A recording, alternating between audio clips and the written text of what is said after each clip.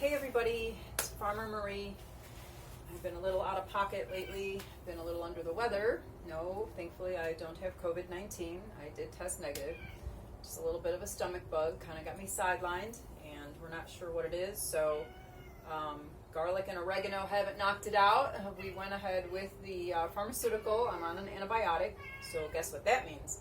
You can't go outside in the sun for very long. So what have I been doing? Well, I've been sitting around watching videos on how to feed my chickens less expensively.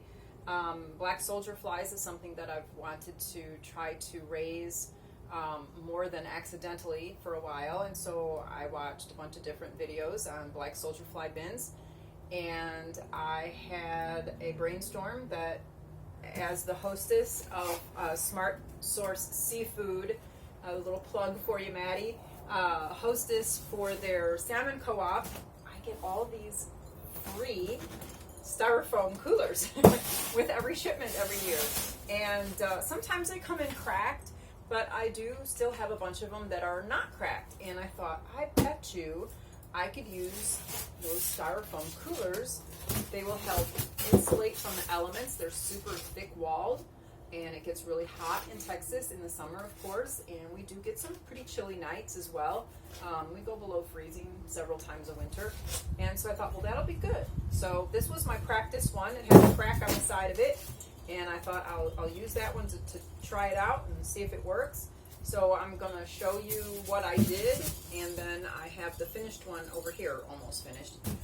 You'll get the idea. So anyway, apparently black soldier flies, the female will need to populate the inside with eggs.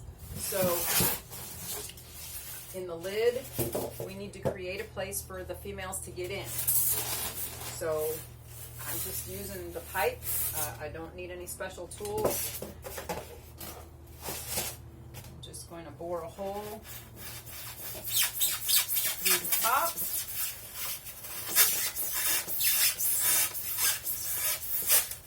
Come right up the other side. And that way there's not, shouldn't get very much moisture in there from rain. If I have to, I can fit a lid, a pot or something over the top of that if it rains really hard. But that way, once I clean the styrofoam out of here, of course, I can have a direct route for the female to drop down and lay her eggs inside the bin. So then the bin, we need to make sure doesn't fill up with moisture or excess liquid from the food scraps that you're going to put in there. I'm not going to try to give you a complete lesson in black fly larvae.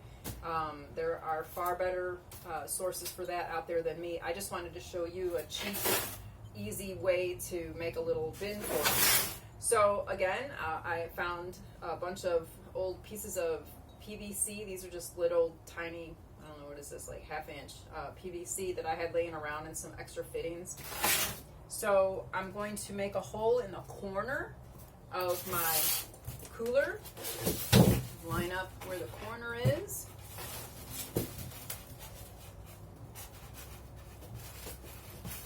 Again, there's plastic. Makes it a little smaller than your fitting, which is good because then you have a nice snug fit for your fitting, so you don't have a bunch of leaking. Now I have a drain hole for the excess liquid. When I set it up on blocks or whatever, I can just shim it so that that corner drains down. All the excess liquid will fall down into that pipe, and then out the end I have a bunch of little pieces of screen. I'll put a rubber band around a piece of screen so that I don't end up with any larvae trying to sneak out of here. I don't think they will, but I also don't want chunks of food possibly coming out either. And that's basically it. I'll put some air holes around the edge, around the top with a pencil. It's just styrofoam, so like I said, no tools needed. And then they need a way to get out. So I'm going to put another hole on kind of an angle with another piece of PVC, and I'll let that one stay in the bin, and then when the larvae are ready to pupate, then they climb up this, they'll come out, and they'll fall out of here into an awaiting canister, and that will be my catch for the black fly larvae. I actually use a kitchen countertop compost pail with compostable bags, and I've been just throwing them in a 5-gallon bucket, meaning to carry them out to the compost pile for a while. And I just noticed yesterday that I have my very own start of black fly larvae, black soldier fly larvae in there. So I'm just going to go ahead and dump some of that material in here. From what I've been reading, you do want to make sure that you're not putting the food scraps right on the bottom. You want there to be air space between the bottom of your container and your food.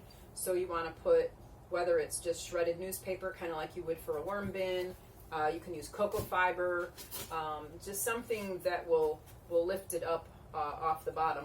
You could probably even use, I have old produce crates, and sometimes they crack, so I could cut one and just put the bottom in there, and then that would be a permanent piece, because obviously they're not going to eat plastic. But that's it, Ed. We're all done. You can have this box, but my finished one, when I'm all finished, I'll take a picture of it, and I will put it in the comments section, and I promise not to quit my day job and become a YouTube farmer, because this is really obviously not my forte. This is the second attempt at doing it, and we'll see how this one comes out. And that's it. Farmer Marie from Eden's Garden CSA Farm in Balch Springs. I hope you're well and eat healthy.